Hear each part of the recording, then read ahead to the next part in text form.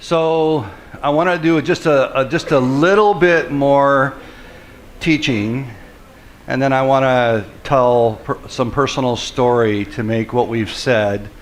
Everything I said actually comes from my own story. Everything that we're talking about, how I learned this, was because I struggled with this. This is not just something I picked out of a book somewhere. This is what it's taken for me to learn how to change and heal. So for me to make this real, I need to be able to talk about how it impacted me. But when we look at shame itself, there's 5 messages of shame that are profoundly damaging to a child growing up. And if you are a parent or a grandparent, one of the things I'm going to encourage you to write this down and to think about is how can you fight to not let these messages land in your children's lives? How can you keep this from building in your children's lives? Because what happens is that when you hear that you are not good, or you're not good enough, or that you don't belong, or that you're not lovable, or that you should not exist, the words "you should not exist" many times don't come in words, they come in my actions. And my actions can be, I'm not listening to their voice, I'm not paying attention to their pain, I'm not listening to their needs. I actually treat them as if they don't exist. And so that is a primary damaging world. It's a place where shame is fostered when we begin to communicate that they are not good. And another way of saying it is that you might be good, but you're not good enough. You don't quite measure up. You might do okay, but you're not okay enough. And this is huge, and I'll get into this more later, but this especially happens within church circles where we are actually preaching that people are not good, they're not good enough, they don't measure up, and we'll get into more of that. So that many times the church can be the greatest communicator of shame, and we'll get into that a little bit later. So, shame messages. I am defective. I am dirty. I am incompetent. I'm unwanted. I deserve abandonment. I don't fit. I am weak. I am bad. I am pitiful. I am nothing. I deserve criticism. I feel ashamed. Those are all, you hear the words I am. The I am is the statement that this is my identity. The I am is taking it and owning it as something that is a part of me. Those are all shame messages.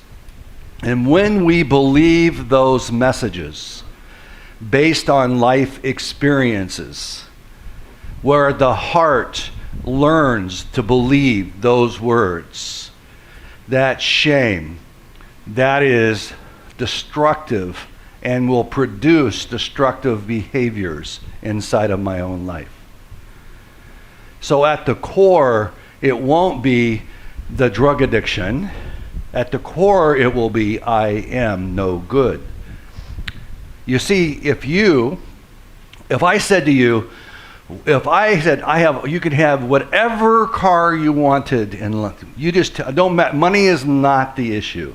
You just tell me what car you want, what color you want, what does it look like, what are the extras on it, and you can order that car and you get that car. Now, think about it for a second. My favorite car, my dream car, is sitting right there in the driveway. Someone takes a key and then walks alongside of it. You feel that? No, you're not going to let that happen. Why? Because you care for it. It matters to you. You take care of what matters to you. Self-destructive behaviors clearly say we don't like ourselves.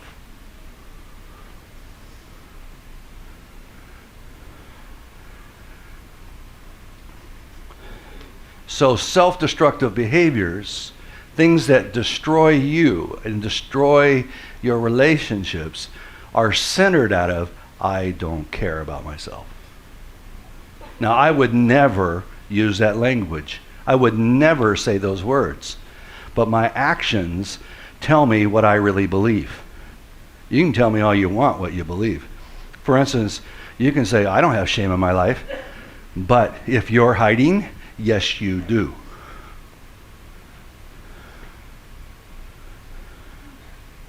You can say what you want, but your actions tell you what you believe.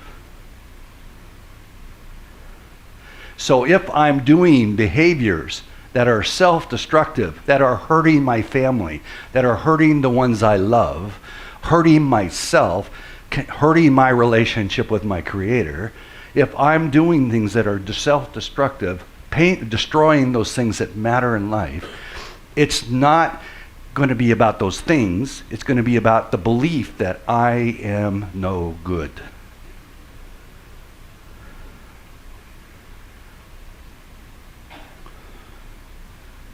It got quiet in here. Yeah.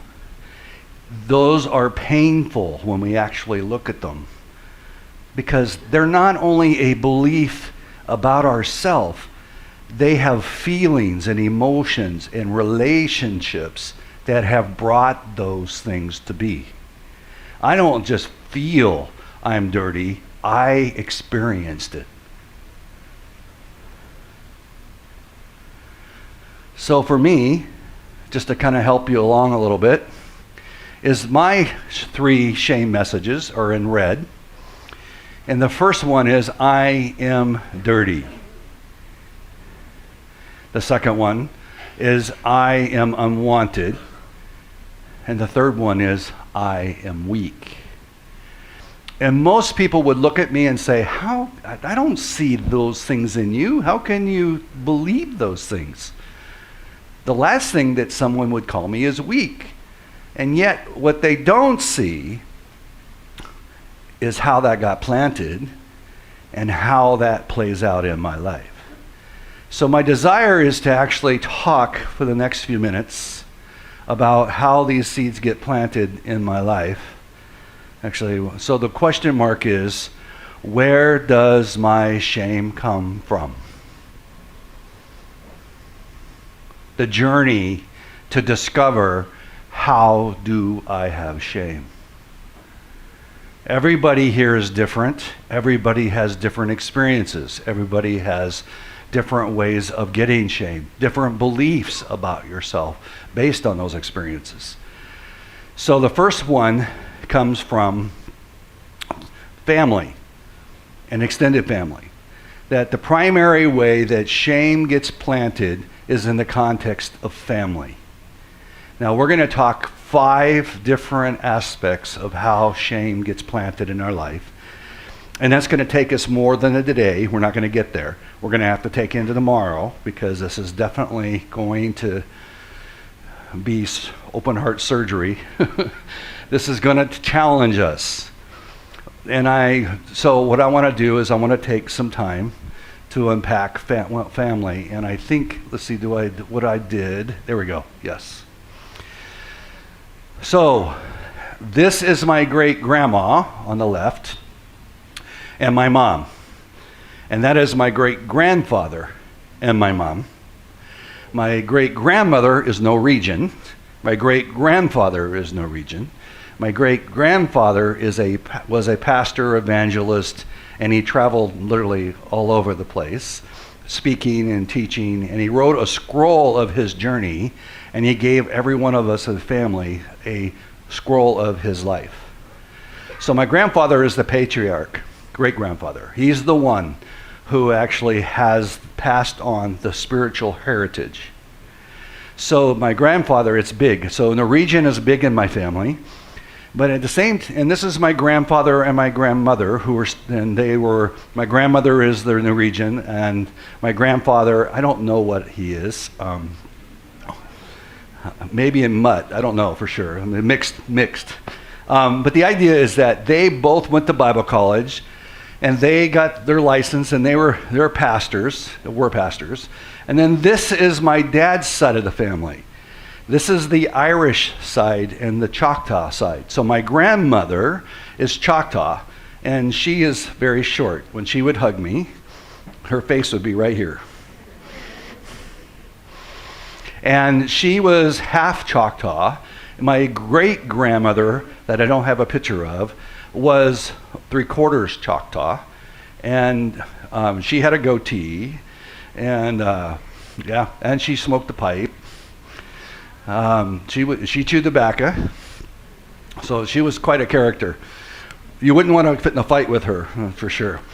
My grandfather on my dad's side, he's full Irish, but he also was a farmer.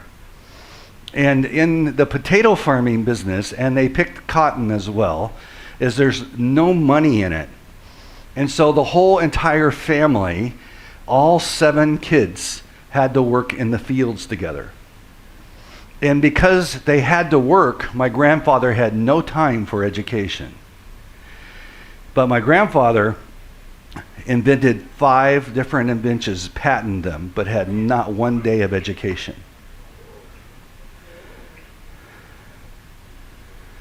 So my grandfather was brilliant and smart, an amazing man to talk to.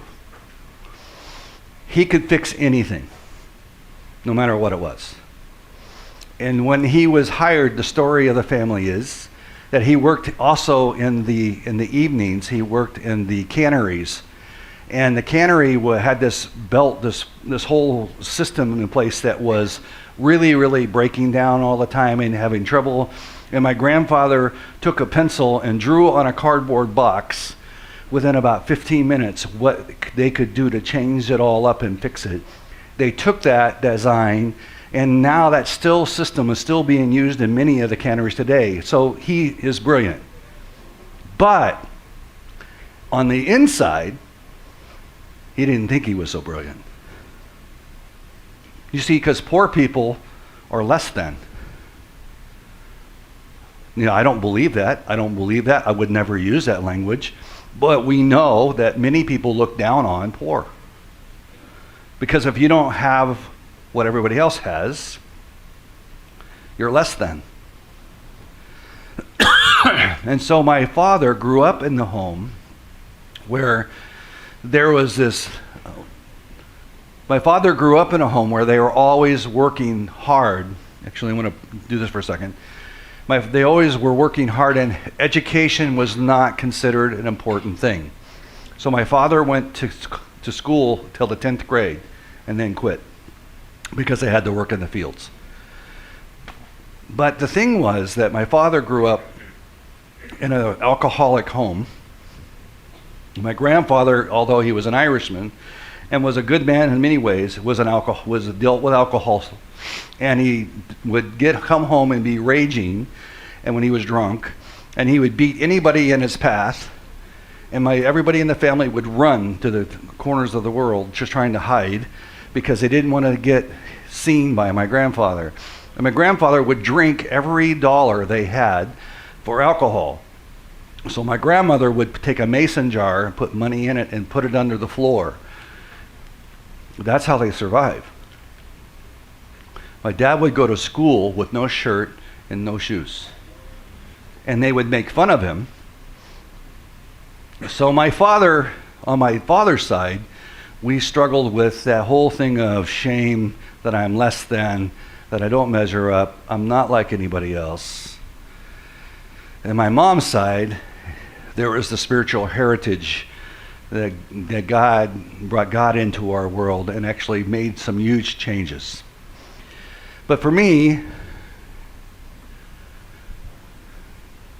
my mom and dad, I'm not sure why that's so not shining so much, but my mom and dad were young when they got married. My dad was 19 and my mom was 15. And so my dad's shirt that you're looking at there is leopard skin. And he had a El Camino car, which is a truck with a car, right? And his whole front seat, the whole seat was upholstered with the leopard skin. So his shirt and his car upholstery matched. He was pretty happening.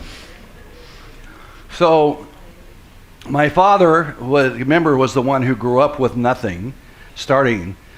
But what happened was my father became a pastor over the years of getting saved when he met my mom. And my mom's side brought the spiritual part to our world. And my dad felt called to pastor. And so what he did was there was no money for pastors where he worked. So he had to roof to make money. So he worked full-time roofing and pastored at night, which meant evenings and weekends. So I remember as a kid growing up thinking, my dad is an amazing man. Everybody likes him. And I longed to be strong like my dad. I longed to my dad's touch, my dad's love, my dad's nurture. I wanted that in my life. But unfortunately, everybody else got his attention. You see, if he wasn't working on the roof, he was pastoring. And we would be sitting at a dinner table and someone would make a phone call and they needed something and Dad was up off the table and out the door because people were more important. So that meant that at my ball games, when I wanted to play baseball, and I was very good in Little League, and I spent most of my young life playing baseball. My dad never attended one game. I never learned how to play catch with my dad. I never learned how to hit the ball. I never saw my father at a game, but everybody else's dads were at the games. So I had somebody else's dad teach me how to play catch and how to bat the ball. And they were cheering me on. But inside, watching other dads with their sons be excited about the things that they're doing and cheering them on is, where's my dad? And not one word ever was spoken that he didn't love me or that I didn't matter. He never used one word in a negative frame that I can remember. But his distance, him not being there. What is wrong with me? That everybody else's dad is doing this. Everybody else's dad, they get to go out for a Coke and a hot dog afterwards, the game. Where's my dad? Inside, without one word spoken, there's something wrong with me. I longed to have my father play catch with me, to do the things that I like, to do anything with my father, because I loved my father. I watched people who admired my dad. My dad was amazing. He had a value that he treated every person the same. And it didn't matter how much money or how much status or what your name or title was, it mattered not. In fact, if anything, he gave more energy to those who were poor because he understood what it was like to have nothing. And so I admired the way my dad handled people, the way he entered stories, the way he treated people. But it was like watching everybody get my favorite ice cream, and I can't have it. Everything in me wanted the very thing that I saw everybody else get. And I was hungry. I was thirsty. I was starving for some attention and affirmation. Does somebody really care? I never really ever remember my father sitting down with me and doing a report card or to do my homework. My father never discussed my schoolwork. I literally did that on my own. And inside, I just didn't understand why. And then just one day, at 6 years old, here I had my birthday party, and I got my special cowboy shirt and my cowboy guns, and I had boots, and He had a cowboy hat, and I was happening. And it was a few weeks after that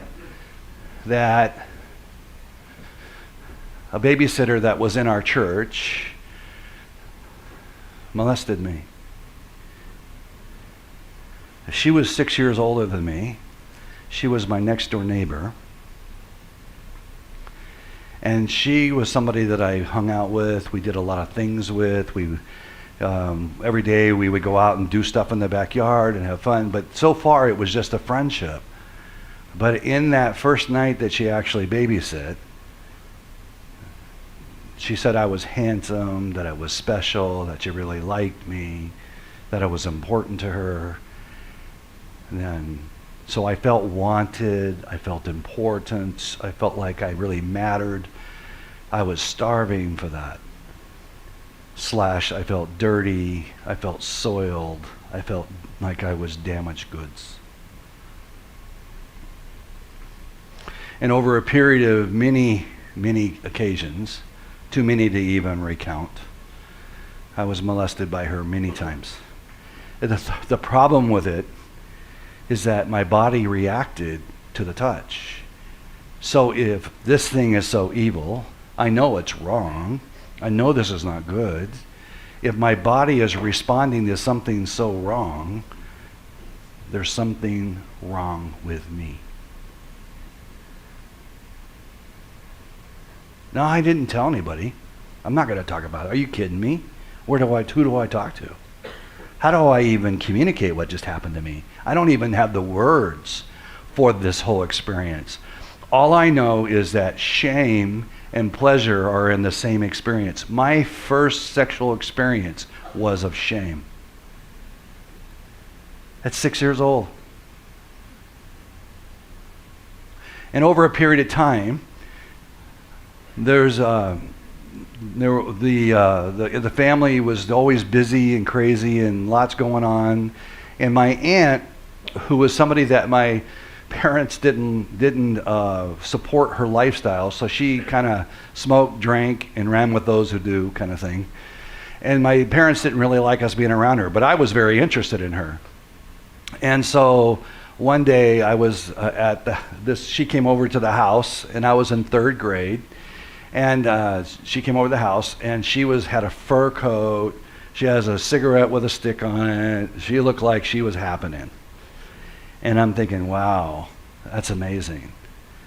And so she hangs the fur coat out in the closet. I sneak into the closet after she goes and spends time with my parents, and I put the coat on. Now there's a mirror right there in the door, and I'm sitting there, and I'm kind of looking at myself. I'm looking pretty cool. This is pretty awesome. And all of a sudden, a pack of cigarettes falls out. Now, I'd never smoked before. It looked cool, right? So I grabbed that pack of cigarettes, and I light that cigarette up in the closet, and I'm smoking away. And I'm looking in the mirror as I'm doing it, and it looks cool. It tastes terrible, but it doesn't taste as good as it looks, especially the first time. And so I'm enjoying it. And all of a sudden I smell something different than the cigarette. And I look down, and there's a hole burning right here. I'm in trouble. My sister's an angel. She would never do such a thing. So I'm the only one that would burn a hole in the fur coat. And so when I hung it up, and I quickly fanned the smoke out of the closet and ran outside to play, and my aunt came back to grab the coat, and she sees the hole. And in all the years I've known my dad, I've never seen him so angry. His veins were popping out of his neck. His face was red, and he was yelling at me. And he says, go get in the car. And I don't know what's happening. I can't even tell you where my mom and my sister were, but they were there somewhere. And I'm getting in the car, and he's yelling at me, and he gets in the car, and we're driving down the road. It's at night, and we're in a part of town I don't even recognize. And he stops the car, and he says, get out. And I'm doing, no, I'm not getting out of this car. You're going to spank me. I'm not getting out of this car. And he climbs over the seat at me, and I jump out of the car because I thought he was going to tear me apart. I was that angry. And when I got out of the car, he got back in the front of the seat and he drove off.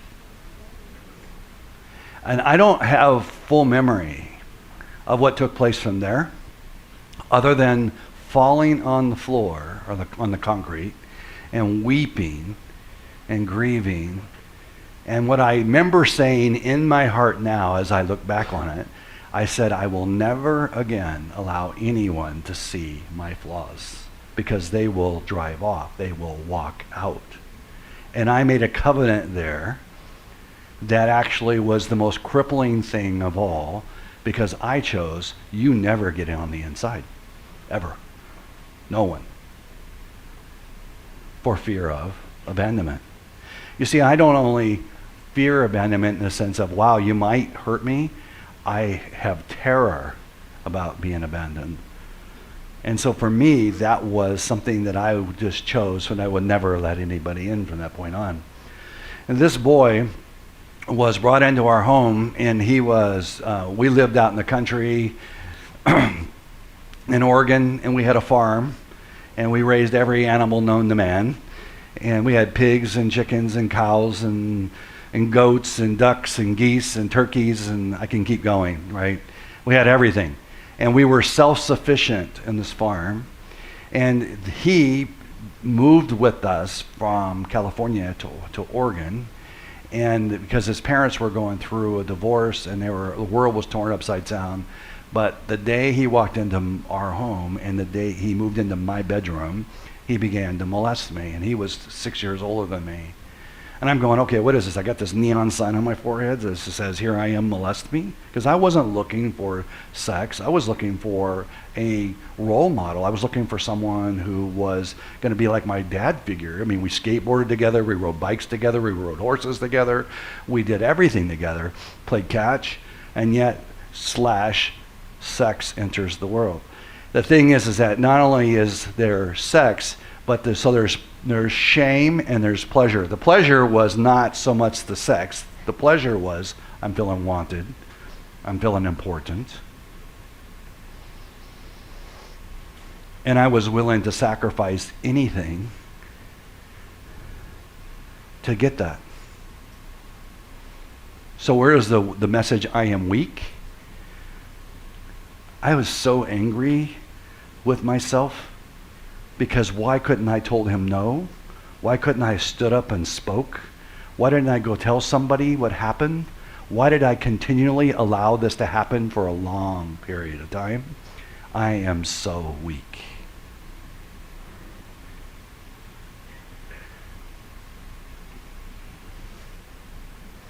And everywhere we went, he was there. He was in my life. So we were like buds. We did everything together, but no one had any clue that it wasn't just buds, that there was a sexual thing going on. And then when I was in high school, junior in high school, I don't know if you can see it or not, but the guy there in the skinny guy with the black glasses and the red ribbon, that's me. I had hair. Yes, I did. That's my proof. I took second in district in wrestling. I was really good at it, and I was rated second in state. And when state meet was coming up, and so the state, right after this, we had this big rally at our school.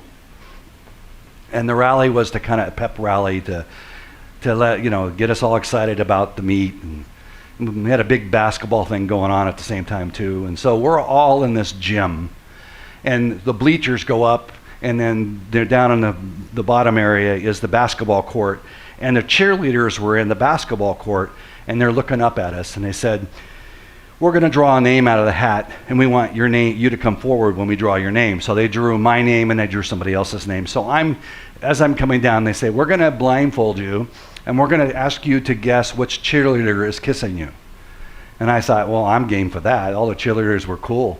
And so they put the blindfold on me, and this person comes up and just lays a passionate, long kiss. Now, it wasn't the kiss that bothered me. It was the fact that the entire crowd was stomping the bleachers and laughing and just losing it. And I'm going, what could be so funny about a kiss? So I'm not sure what is going on. So they asked me who I thought it was, if I liked it. I didn't say anything. And so finally they take my blindfold off, and right in front of me is my mom.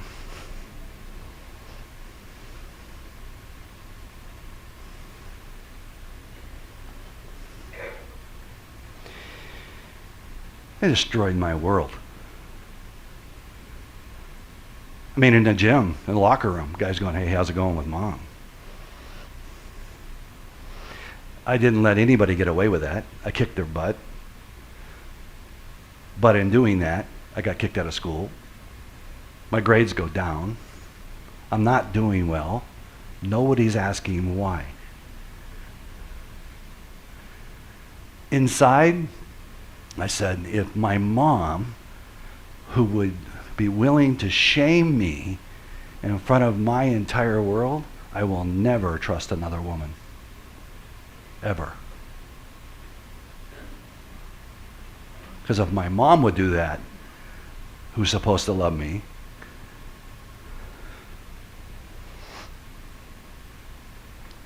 how could I trust another woman who would probably not love me like my mom?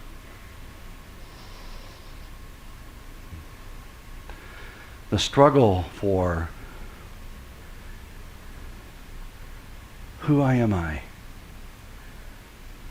Am I in my shame? I look at my life as a little boy and I thought I'm just nothing but ugly and dirty and soiled. And on the outside, you remember the walls that I showed around the heart? On the outside, I was alive. I was happy. I could quote chunks of scripture. I spoke at my grandfather's funeral. I was, on the outside, I was happening. But on the inside, I was dying.